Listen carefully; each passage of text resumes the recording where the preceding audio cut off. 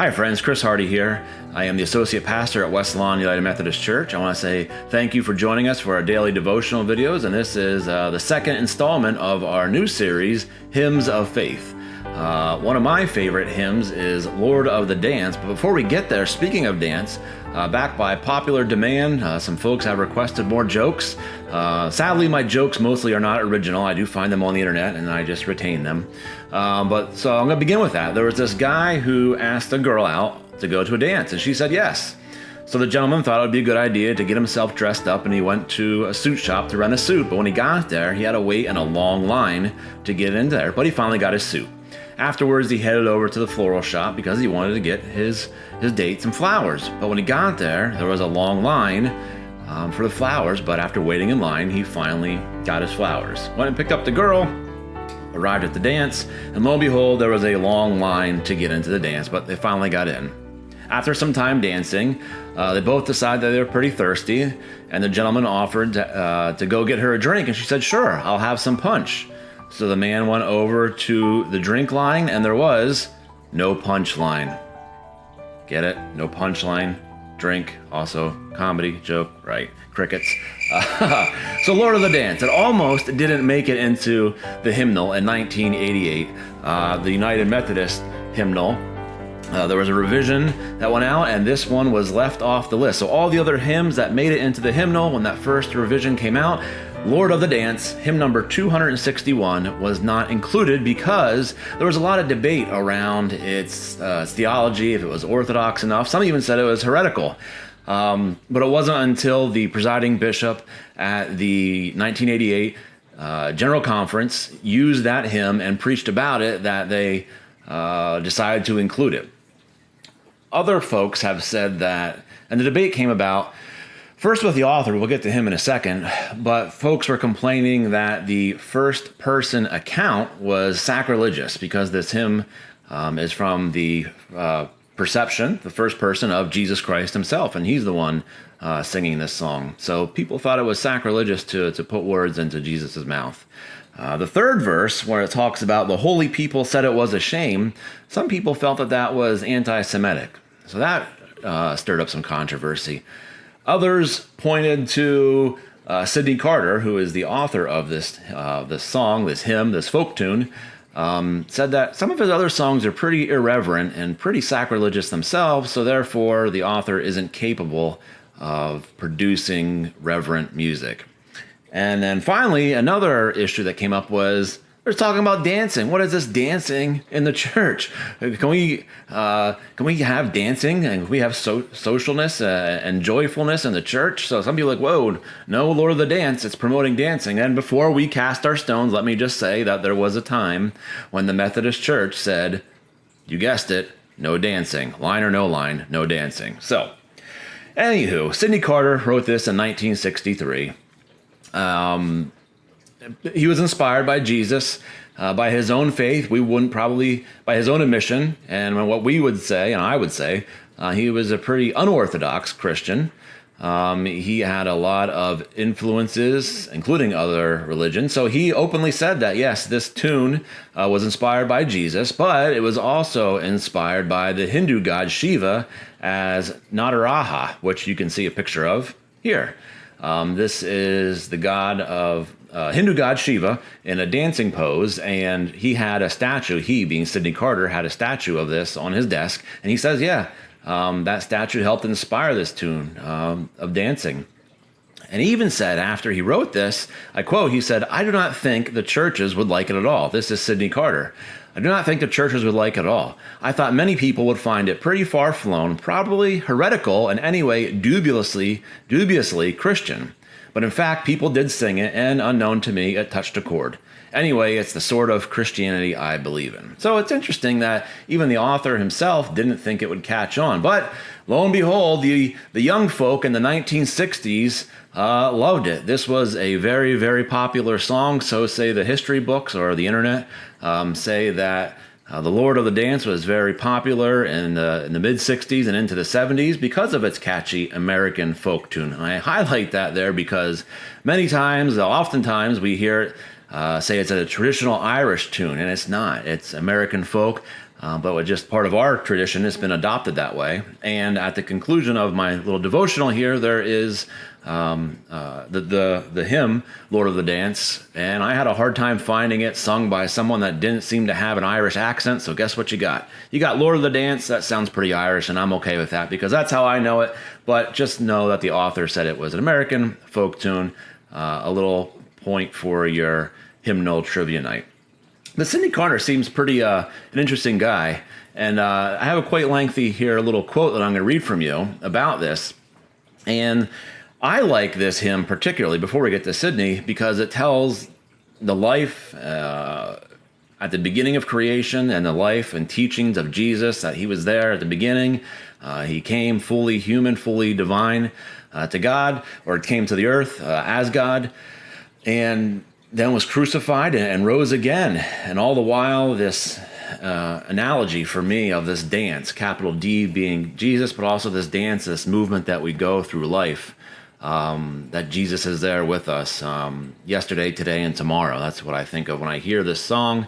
And quite frankly, I found this picture that you'll see at the end here. Well, it's stated here, but it'll be at the end as well, of Jesus dancing in this circle with children of all different races and ethnic backgrounds, and just in this circle.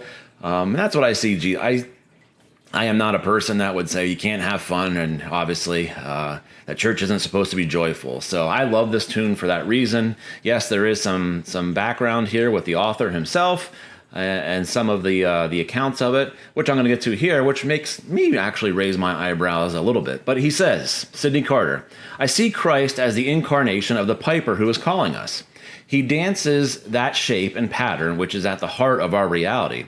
By Christ, I mean not only Jesus in other times and places, other planets, there may be other lords of the dance.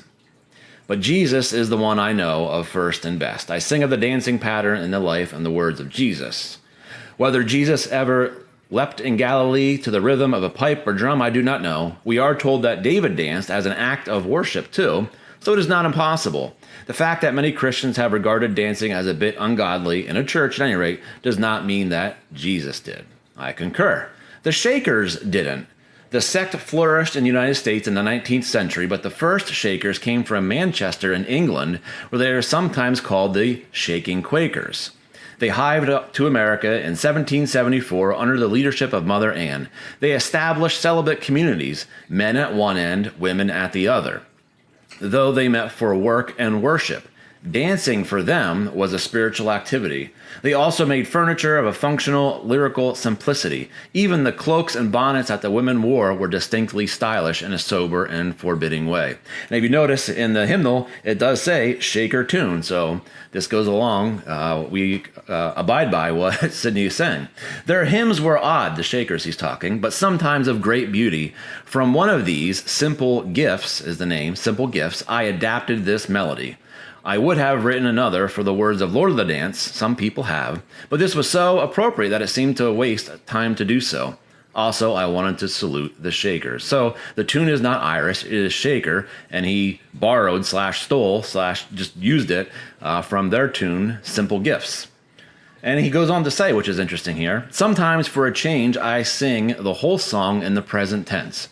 I dance in the morning when the world is begun, ... It's worth a try. So, Sidney, yeah, I would agree that he has a very unorthodox view of Christianity. I'm not buying into the whole other planets, other lords of the dance, other Jesuses, so to speak, other Christs. Jesus is the one true Lord. So whatever baggage that this song may bring with it, whether it be the Hindu god that helped him inspire it, the author's original theology and the different planets, I am not going to subscribe to that this is anti-Semitic because it's biblical. The holy people didn't appreciate what Jesus was doing. First-person account, so what, in my opinion? I don't see that as sacrilegious. And I like to be joyful, so dance in the church if that is your thing. So I will not be dancing, but I love this. I love this hymn. I think I rambled on enough about it here. I hope this has been helpful to you. Hope to give you something to think about. And the next time you hear Lord of the Dance, which if you hang around for a few moments, you will hear it. And you will also see that picture again of Jesus dancing in the circle. And just In my opinion, it just embodies creation, yesterday, today, and tomorrow, the cycle of life, and also Jesus, the Alpha and the Omega. So you got a little bit of artwork here, and the art and the music, and hope you enjoy, and may God be with you until we meet again.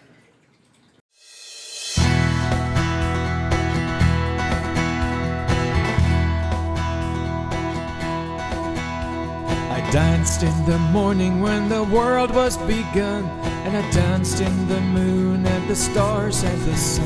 And I came down from heaven and I danced on the earth. At Bethlehem I had my birth. So dance, dance wherever you may be. I am the Lord of the dance, said he, and I lead you all wherever you may be, and I lead you all in the dance, said he. I danced for the scribe and the Pharisee. They would not dance and they would not follow me. And I danced for the fishermen, for James and John. They came to me and the dance went on. So dance, dance wherever you may be. I am the Lord of the dance, said he. I lead you all wherever you may be, and I lead you all in the dance, said he. I danced on the Sabbath when I cured the lame. The holy people said it was a shame. They whipped and they stripped me and they hung me high, and they left me there on a cross to die. Dance, dance wherever you may be. The Lord of the dance, said he, and I lead you all wherever you may be, and I lead you all in the dance, said he. I danced on a Friday when the sky turned black. It's hard to dance with the devil on your back. They buried my body and they thought I'd gone, but I am the dance and I still go on. Dance wherever you may be. I am the Lord of the dance, said he, and I lead you all wherever you may be, and I lead you all in the dance, said he.